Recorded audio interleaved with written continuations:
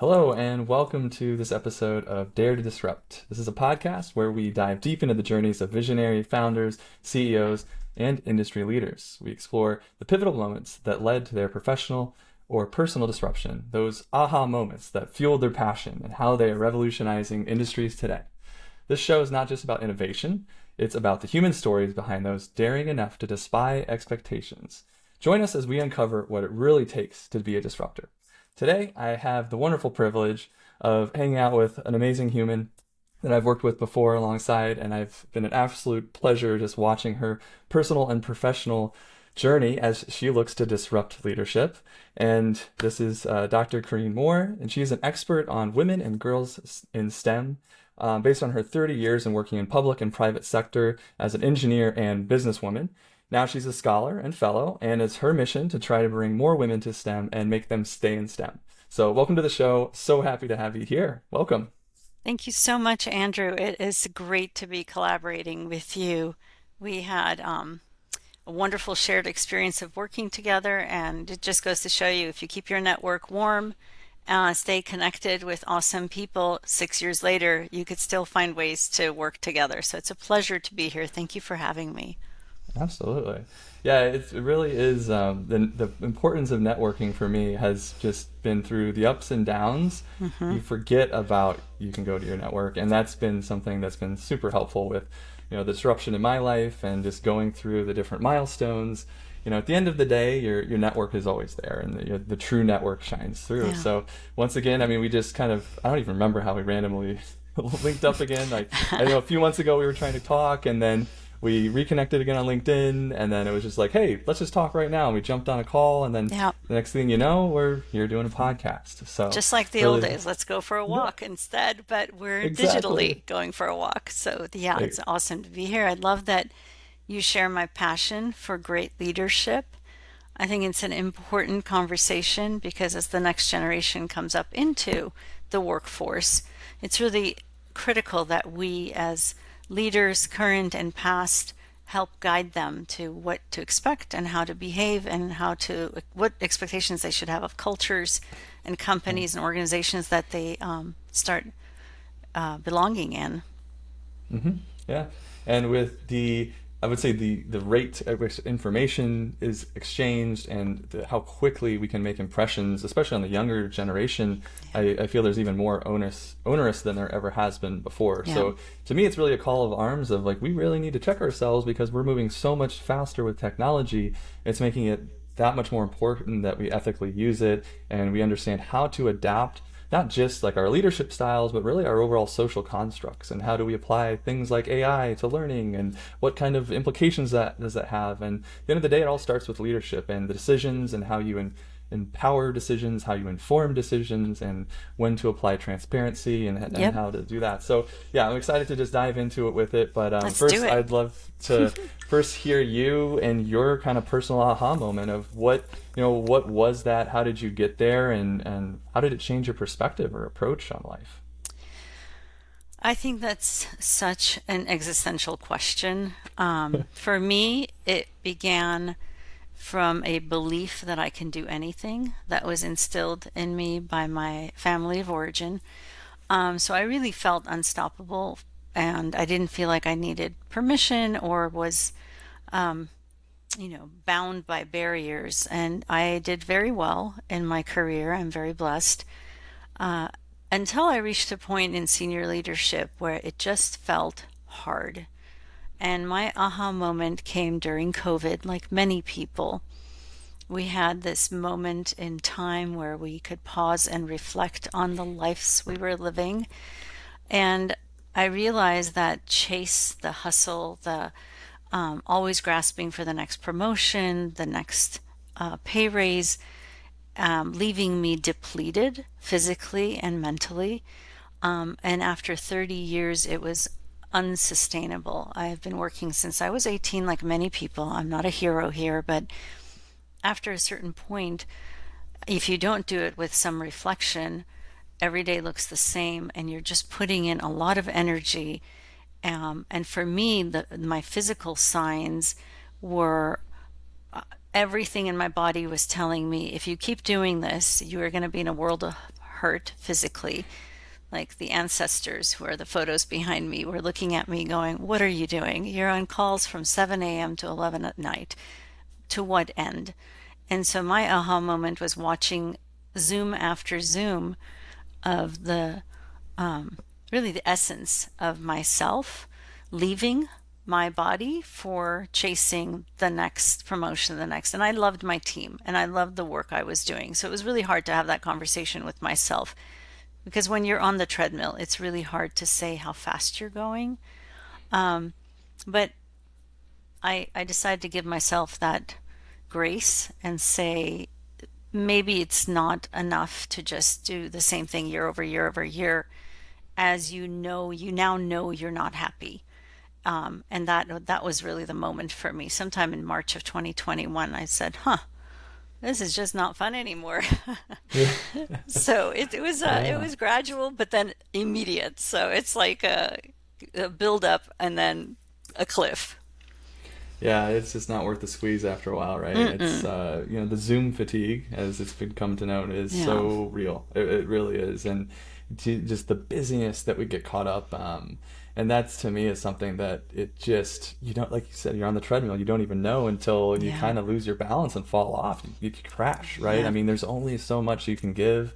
There's only so much you can empty of yourself and give to your team, no matter how much you love them, even your family, right? Yeah. And at a certain point, that emotional capacity, that ability to give yourself, when it gets pushed into work, then how does that affect your personal life? And that to me is the scary part that we've arrived is we've stopped, as you said, reflecting on that. We've stopped Yep. analyzing this personal impact that extends beyond me and me being tired and burned out. I'm no longer present. I'm no longer there for my own family. And that's to That's right. me, having two kids now, it's really changed my perspective of doing everything in my life to prioritize that family time. How do I make myself more efficient and work more practical? And to me, that's an opportunity that we have with AI and automation, right? Is to Hmm. get rid of the busy work, really concentrate on our creativity, really align with these opportunities to bring true value to our communities. And not Hmm. just, as you said, in the chase, right? Not just to get the next promotion, that next really fiat kind of temporal thing, Hmm. these lasting generational, you said the legacy, like, your family, the family photos behind you, Yeah. you're surrounded to this. It's almost like you're in the matrix of like, you're just watching life kind of happen behind you and you're stuck in this virtual call. And yeah, no, I just, that was a really great way for you to break that down. Yeah. And I love The yeah. Matrix. It's one of my favorite movies. And I'll tell you, I always say it's like the last scene where all the zeros and ones, the Matrix One, Yep. all just kind of come together and he really sees beyond it. Mm, We all have our timeline. We all get to a point that revelation happens. And then you have to make a decision. Do you have the courage? Have you done all the work underneath it financially to support yourself and family to take a risk? I mean, if not now, I don't know when.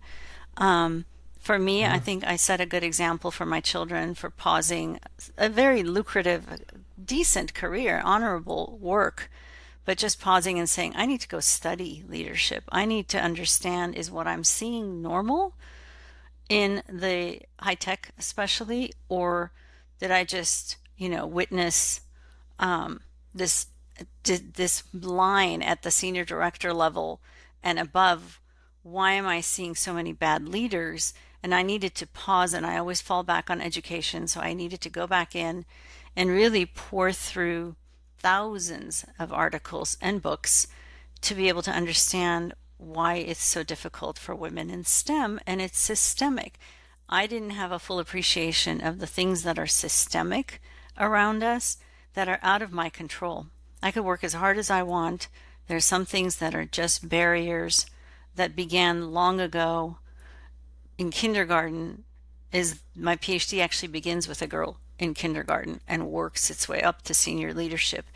So to add that kind of value to what everyone else around you is running around like chickens with their heads cut off, and now you're like, I'm going to pause and study and then I'm going to go evangelize so other people can live better lives, because it's really time for me to live in service to my community versus, just hoarding money. Money's good, but it after a certain point, it's not going to be fulfilling by itself. Well, yeah, and it's such a startling, just fact, right? Of just the amount of depression amongst rich people. It's to a certain extent, yes, you need money to fulfill your basic needs, right? You need Yeah. food, shelter, and all these things, but they can't replace the connectivity and the fellowship that you get with your community. And that That's right. ability to give back outside of yourself, if you don't find a way to connect, it really is not just demoralizing, but it kind of tears down just your human foundation. Because as humans, Yeah. we're built to connect, we're built to interact, and I think that was really a huge wake up call for COVID, right? It really stood out like, wow, we really are in a cold and disconnected world. And I'm happy to see that like there's ways we've reacted to that very positively Mm-hmm. as well as negatively, right? There's pros and cons to everything. So as you're looking at, the this really you're kind of like across all industries in terms of what you're looking at. There's so much impact to, STEM and education, Mm-hmm. women's right and women's leadership, and some of the repression that's been there for years, and sometimes even overcompensation, right? Like it goes in so many different directions. How do you narrow this down in your mind after all this reflection and time and studying? And what does the doctor have to say of like, how do you look at the industry that you're disrupting? Like, what is that disruption to you? Well, I decided that I'm going to affect humans and organizations one at a time. There will come a point where I'll write a book so I can scale, but I'm also still in data gathering stage. Just because the PhD's been, printed, it doesn't mean we're done learning. And for me, the disruption happens one individual at a time, one client at a time. And it doesn't have to be just women. It would probably surprise many people to know I coach almost as many men as I coach women, because there are a lot of self-actualized men who want to know, just don't know what to do or how to be better allies. I don't even like that word. It's just be better humans, because we all have sisters, daughters, mothers, and people hopefully want to do the right thing. So for me, it's all about like customized, individualized support so women don't drop and leave STEM, because then we've lost them forever. It's also organizations, for COVID, and through COVID, we saw the spike in DEIB, and then we saw like a lack of interest and like everything under the sun being blamed on diversity, equity, and inclusion efforts. And there's like no balance. The pendulum went one way after COVID or between COVID, and then it went swung the other way. And I want to see organizations continue to evolve. And even organizations are living beings. And for organizations to understand cultures, for me, it begins with belonging. I mean, if we don't have that as a baseline, no one can grow, no one can reach enlightenment. So that's what I look for, is does a person feel a sense of belonging? That's an excellent way to put it, because if you don't have a way to connect and feel a part of this equation, regardless Hmm. of, what the answer is, like you're not going to participate in it. And if you don't participate, you can't really have a feedback mechanism and externalize and get that feedback from others, because that's really what you grow. Like you mentioned earlier before the call, like this echo chamber, and I really appreciate the fact that you do coach men and women, right? It's so important to recognize that there's a lot of men like myself who are, I'm married to a very, like, my wife right now is the breadwinner, like, and I am proud of that. I am not Hmm. in any way ashamed or demasculated or anything like that. I am very proud of her journey, and being, a co-pilot with her, being a partner with Right. her.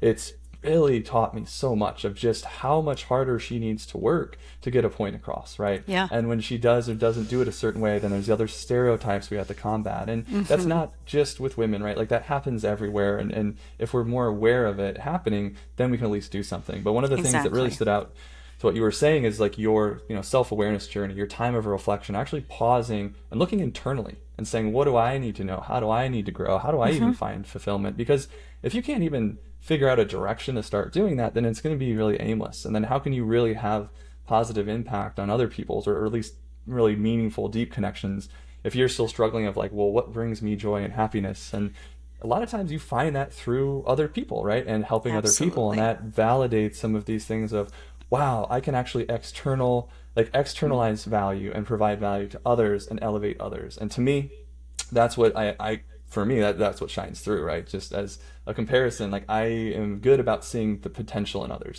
to a fault Exactly. sometimes, my wife says. But I see that potential and I gravitate to that, and it gets me excited. And it's almost kind of like, how do I help that person achieve their potential? And early on in my younger days, I would get frustrated sometimes. I'm like, oh, you have so much potential. Like, you could do this, you could do that. But if they don't recognize that, if they don't appreciate their own value, that motivation, that self-actuation, it's not going to go anywhere. So No, I've it's learned funny you that you should need say that. patience and grace for that. Yeah. Absolutely. And my business tagline, I really thought hard about it. I didn't want it to be something kitschy, but it literally under my logo says reaching your full potential. So once again, we're on the same wavelength because potential left on the table, potential unrealized is value unrealized for everyone in the community and not just in tech, but truly like on the planet. If you see someone has potential, you want to see them come to their maximum, best selves. And for me, it was, I mean, I could be moving widgets and building widgets and, pushing digital stuff here and there. And at some point, like I've seen it, I've done it, and that wasn't helping people reach self-actualization. But pausing to, and I felt like I needed to have the education that comes with it. I know a lot of people work the 30 years and then stop and turn around and coach. That would be limiting whoever I'm coaching to my own lived experience. And I am not a black woman. I am not a Latina. I am, there's a lot of things I'm not that the research shows is even worse than it is for a white woman. So I needed to go explore, what do the scholars say? What's been the challenge? And we've been wringing our hands about women and girls in STEM since the 1970s. So it's for me, and I know I'm specifically speaking about my world and my frame, but it's some of these problems, if you do nothing about them, do not change on their own. With 130 years before there's gender pay equity and 300 years before there's gender equity, period. There's no time to mess around. We have to use our privilege. I know I can make a difference with one life at a time. So for me, that aha moment was just such it's been hard work. But by the way, let me just say, opening up a book later in life and like having to absorb it with all the distractions in the world, but so worth it, so rewarding. Like I own the data. I know what I'm talking about. I really appreciate what you said there about just that realization of like, yeah, I can go pivot to coach, but it's really limited to my perspective. And I Yeah. think that is something that we really lack because we're so busy again, right? We Yeah. don't have time to really catch our breath and say, okay, I've been doing this thing for 10 years, 20 years, 30 years. I know and I live and breathe this. This is my reality. This is my Mm-hmm. perspective. And there is so much beauty in that. And when you can find ways to, as I like to call it, like empathetic translation, Mm-hmm. to translate that empathy to say, I can actually apply, like using analogies even to say, well, this is something similar that someone else is doing. Yes, it's their perspective. I can never really relate to that, but I will Mm-hmm. try to understand it and see if I can adapt my learnings and share my experience in a way that will resonate with them in hopes that it will help them reflect on their own way. And that's to me is kind of my little aha moment of like, okay, this is how I can impact is like, yeah, I can only own myself, only own my story and Mm-hmm. be proud of that, be proud of the failures I've made and say, well, am I learning from that? And can I share my learnings? Because if I can help other people not make the same mistakes, especially now Agree. as a father, like if I could help my kids not trip and fall and make these mistakes, that's great. But at the end of the day, they are going to be in a completely different world, especially with technology, like Mm-hmm. completely different from how I was raised. I'm not going to be able to relate. I'm not going to be able to force them into my perspective, nor do I want to even try to go down that road. So that's going to be my own challenge in the coming years of being, kind of taking the hands off the wheel, giving them that guidance. And as me and my wife say, like, all we can do is give a strong foundation, give our best Mm-hmm. advice, and then just let them go out in the world and send it like the little bird leaving the nest. Like Yes. let them learn to fly. Because Yes. otherwise, you're just forcing unintentional bias or perspectives, and that's just added friction that just Yeah. slows down growth. So, I heard somewhere, Andrew, that where your parents got you to is your floor for where Mm, you take your children to, and that becomes their floor. And I heard that in the last couple of weeks. I wish I had taken note of the reference.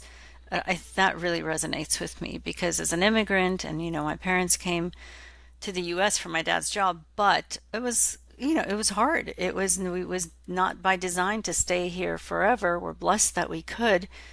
For them, they were in survival mode, finding ways to get their parents here, selling things and establishing citizenship. I had the privilege of none of that. I had the privilege of, getting into an education, working. These are all the things that I now know were not afforded to everybody in the world. You just kind of assume because your family of origin had one way, everybody had these things, and that's not the case.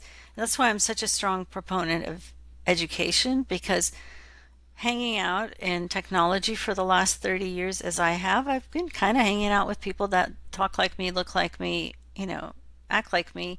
And I don't think that builds empathy. I think that builds a sense of community, but you're not really training yourself for the broader world. You're kind of insulating yourself to the next widget we're all building together. And, that doesn't feel valuable. But of course, it put a roof over my head and I'm grateful for a lot of it. But you can have third acts, you can have fifth acts, whatever. When you yeah. realize it, you need to do something about it.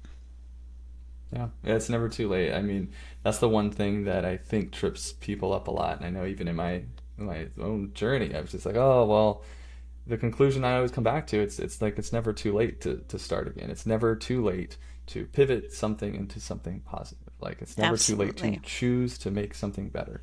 Can you change it all? Can you have an impact? Like who really cares? Because at the end of the day, if you're taking ownership and you're internalizing that and saying, I want the world to be better, but if Mm-hmm. I'm not willing to take even the smallest step with the knowledge, the gifts, the talents, the skills, experience that I have to apply myself, then how am I going to expect some of the most powerful people in the world, the leaders that can really influence and drive change? Why would I expect that if I can't even just choose to be nice Mm-hmm. to my neighbor, right? Or choose to Absolutely. not get frustrated with my wife, or to get impatient with my kids, or to and the list goes on. And once you start getting into that type of perspective, it really makes you pause and reflect before you really want to say anything to anyone else, because then it's like, well, I'm about to accuse you of this thing, but I can think of 5 times off the top of my head where I did something similar. Yeah. So how about I just start first working on that on myself, and then maybe instead of even talking to them about it, I'm just leading by example, and they can start observing it. So that Mm-hmm. is a personal way that I started to adapt it, because it just gets frustrating. You just get in an argument, you go back and forth. Well, you should be this way, you should be that way. And the other person's like, well, you should be this way, and you should be that way, and it doesn't get anywhere, right? So Yeah. positive change really only comes through action, and I love that just the way that you walked us through that journey. And with all of that said, how do you kind of predict this going with not just what you're focusing on, but like what's kind of the ripple effect, and how do you feel, you mentioned your book and like kind of scaling Mm-hmm. yourself. How do you see Mm-hmm. like the role with AI, machine learning, automation? How does that fit in if it does? Like how do we drive a more human-centric future? Because that's really what you're getting at, is how to be more human, right? Yeah. There's two ways that I look at AI. One is as a scholar, um, and I'll talk about that in a second. And then I look at it in the workplace, and I love the tools and productivity that it's introduced.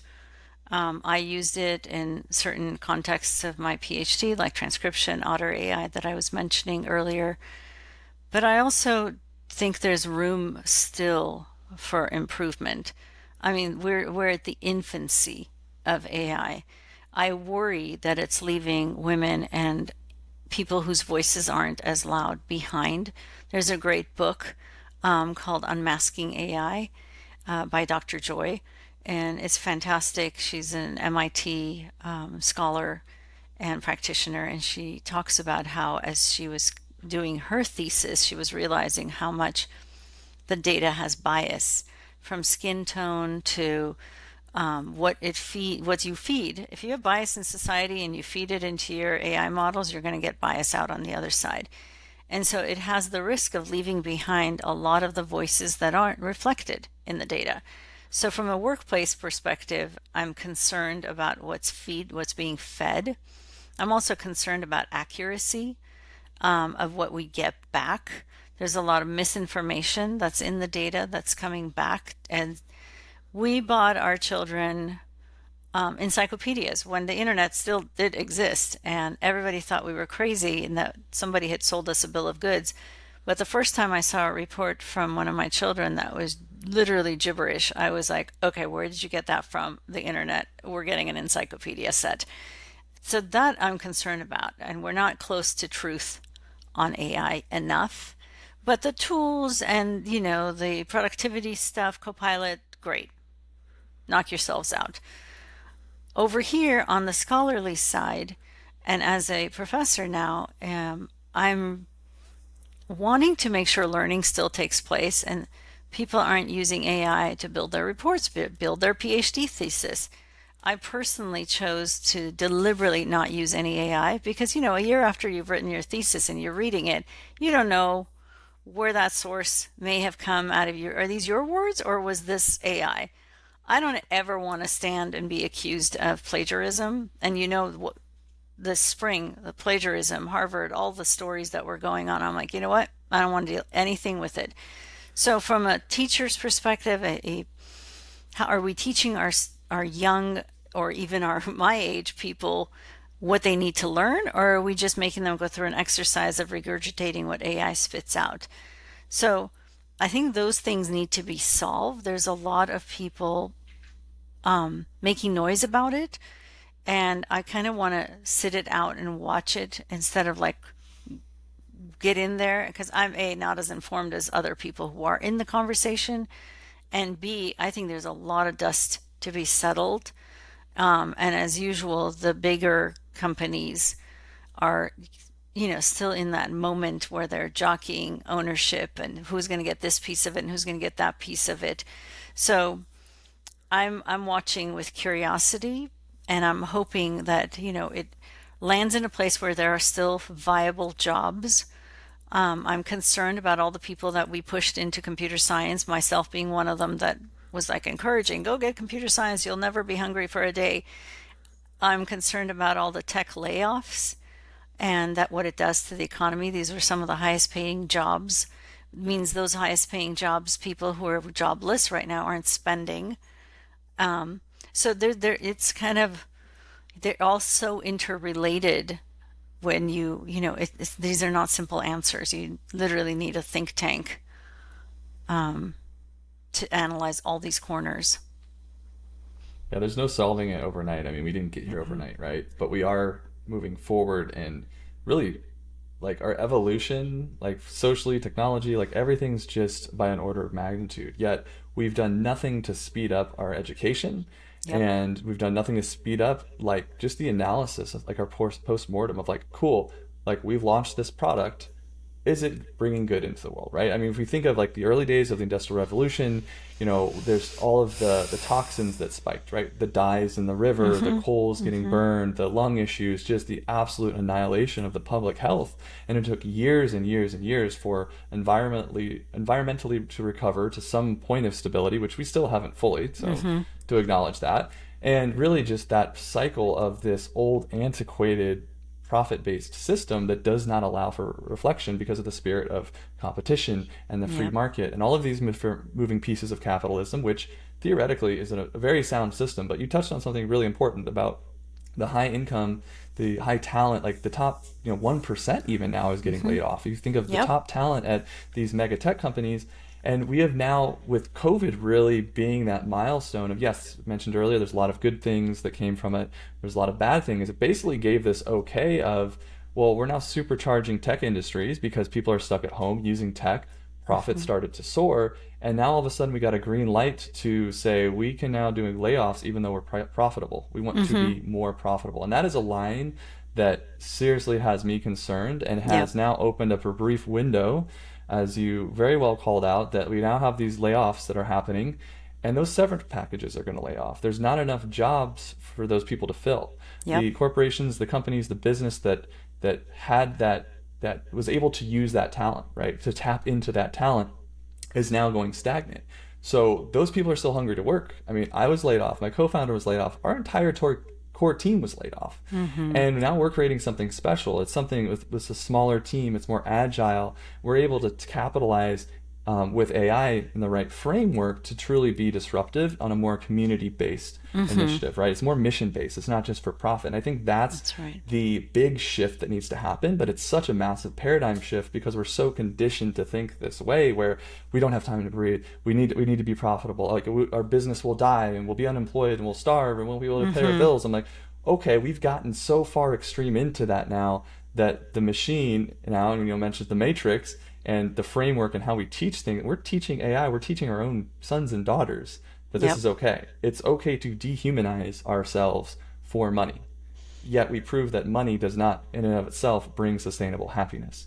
Correct. So that cycle is not sustainable, and there's going to be a big crash either way. And that's my bold prediction. And not to do conspiracy theory or anything, just general economics. You can't lay off that many consumers and get rid of that much expendable income to take that fuel out of the economy. So there's going to be some kind of natural recession just to course correct in a free market. And then that's going to either introduce a lot of very powerful and manipulative policies to prop up, further inflation, et cetera, or there's going to be, like the Great Depression. And why wouldn't it happen sooner? Because our development cycles are shorter, right? Our iteration on our technology is faster. So those good and bad consequences come to life a little bit faster. Those black swans creep up and spread their wings at a faster rate than we can even think about or anticipate. And that's what scares me with AI, is that we're not taking the time to even talk about that stuff. So I'm really glad we started to broach that topic today and, I think hear we your need perspective on to. it. We need to. It's people like us who are going to be rattling cages. I very simply say everything you said so beautifully. I say the wheels are going to come off the bus. It literally is unsustainable.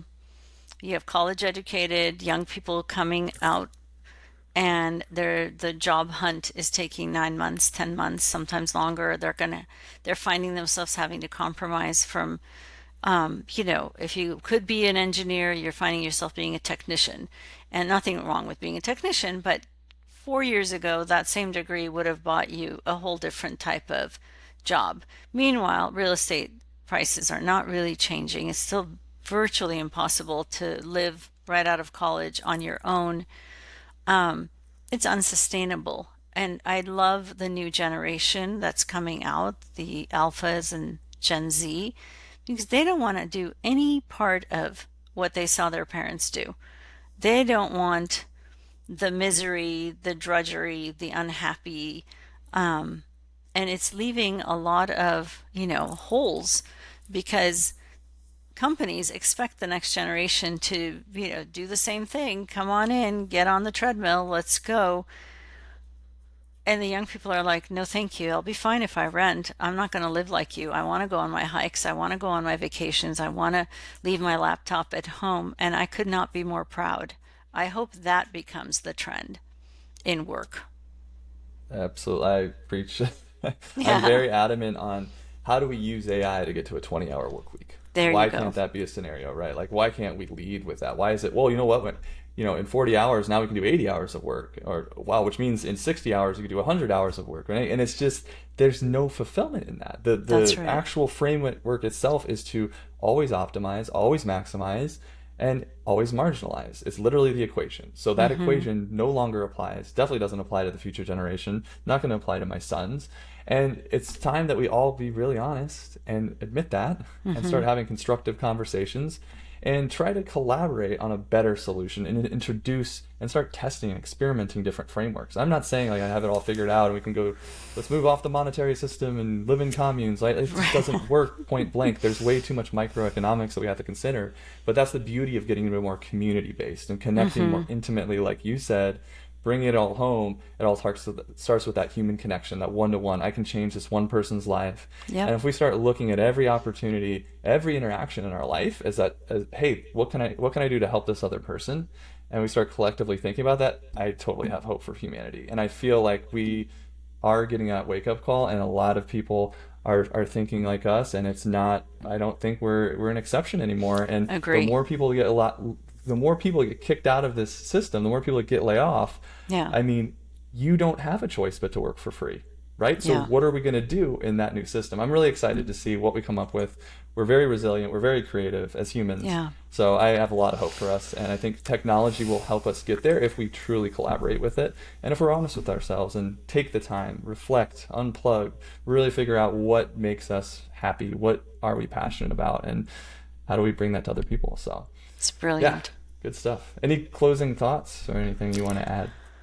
Um, I think we've covered, I think the beauty of this conversation, it's the start of a conversation. Nobody has all the answers. But for the longest time, at least in my career, we never talked about salary. We never talked about whether we were happy or unhappy with our, trusted colleagues or bosses. Mental health has taken front and center. Talk about the good things from, ironically, the good things from COVID is that opened the conversation to, mental health in the workplace. I love that we're starting, the journey of that. It's okay to have these conversations. It's okay to say the human experience should not be suffering and drudgery created in the workplace. There is so much beauty in the short lives that we have. We can't do 10 hours a day of things that really are depleting us so much as a person and then as a community. So thank you for, being daring and jumping in and creating this space and having the capacity to reflect together, first by yourself, I'm sure, but then inviting other people to reflect with you. Yeah, I'm really excited, and I just really appreciate your time, your perspective, Of and again, it's course. been a real privilege having worked with you and seeing firsthand a lot of the struggles and toxicity that you had to deal with, and how you chose to really embrace that and choose to improve yourself so that you can actually Yeah. provide value beyond just your experience in ways that other people can really understand, and basically actionable feedback, right? Like you're Yeah. turning your experience into constructive mechanisms that can pull other people and make them aware, and really show a reward for that. And I think that that type of stuff is so fulfilling. And there's never going to be a dollar amount that we can put on that, right? You can Yeah. maybe generate money off of it and have consulting and do coaching and stuff like that, but that's not what brings you joy. It just No. pays the bills, so you have a Yeah. house, right? Yeah, it absolutely. If I was doing things for the money, I'd be doing something very differently. Exactly. But Yep. thank you, Andrew. Thank you so much. Well, thank you, Dr. Kareen, and we appreciate your time. Thanks for being on the show, and thank you everyone for listening and joining us as we dare to disrupt toxic leadership in every industry, because it's top down and there's a lot of really good ideas out there that are just getting stifled. So hopefully more of those will come through this show. Please share your ideas and like and follow our different pages, add comments, topics, guests. Like, this is a collective communal conversation. It's the first, second, third, infinite of many. Like, there's no numbers here. There's no quantifying this, right? There's no perfection, and there's never really going to be a finished product. Like, we are humans, and we're always evolving. We're always adapting, and let's just make that a more inclusive experience for everyone. So thanks for listening today, and have a good one. Cheers.